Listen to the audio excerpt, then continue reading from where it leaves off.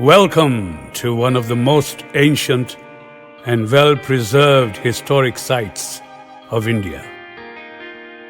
Its listing as a UNESCO World Heritage Site in 1989 confirms the global importance of the site and its universal value of cultural and historical artistic heritage, which deserves protection for the benefit of humanity. The site is under the absolute management and control of the Archaeological Survey of India since 1954 CE. Sanchi essentially houses and displays a great collection of stupas, gateways, balustrades, pillars, temples, and monasteries, each bearing their own fascinating descriptions and history.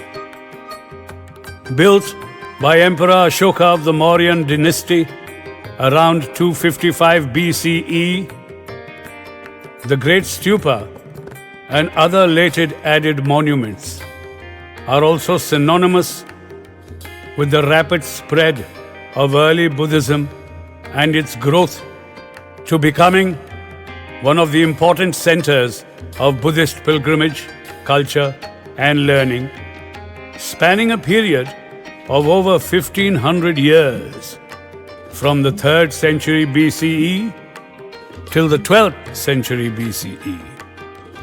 This hilltop site is located west of the Betwa River, 23 kilometers from Raisen town, 9 kilometers from the ancient town of Vidisha, and 46 kilometers northeast of Bhopal.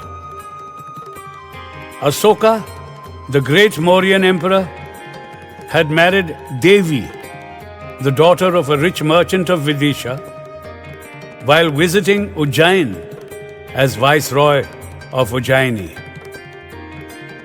Devi had built a monastery at Sanchi. The site was a perfect location, situated close to Vidisha, yet isolated and perfect for meditative practices, spiritual learning, and a monastic life. It was natural that Emperor Asoka chose the site for building the great stupa and erecting a monolith pillar bearing his inscription. The emperor is also purported to have built as many as 84,000 stupas within the confines of his vast empire. Sanchi is the most well-preserved site with a magnificent display of mighty memorials that showcase art, culture, building technology, script, religiosity, devotion, and historicity, spanning the whole trajectory of Dhamma in the region. Sanchi was lost from the 13th century, and it was only in the year 1818 British General Taylor chanced upon its ruins and brought it to public attention, discovering stupas 1, 2, and 3 intact. In 1822, Captain Johnson, assistant political agent in Bhopal, opened up stupa number 1 from top to bottom on one side, leaving a great breach, causing damage to the west gateway and part of the balustrade. Alexander Cunningham and Captain F.C. Macy excavated stupas 2 and 3 in 1851 and found sandstone caskets within bearing the relics of highly revered Buddhist teachers of the Hemavata school. In 1881, Major Cole undertook a lot of repairs at the site. However, the major credit of restoration, revitalization, and reconstruction of the monuments goes to Sir John Marshall.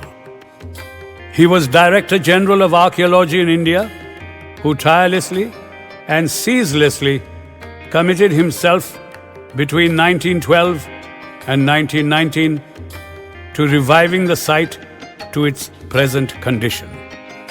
For this purpose, John Marshall generally stayed at a cottage which is located at the base of the hill that is still preserved and can be visited. Sir John Marshall's works were financed by the erstwhile Nawab Sultan Jahan Begum of Bhopal. The museum at the site was found inadequate, and hence a new building has been constructed at the foot of the hill near John Marshall's cottage, which is large and houses important artifacts, sculptures, and early photographs depicting pictorial history. A visit to this museum is highly recommended after the site visit. In 1936, the monastery between Stupa 1 and Stupa 2 was discovered and excavated by Muhammad Hamid.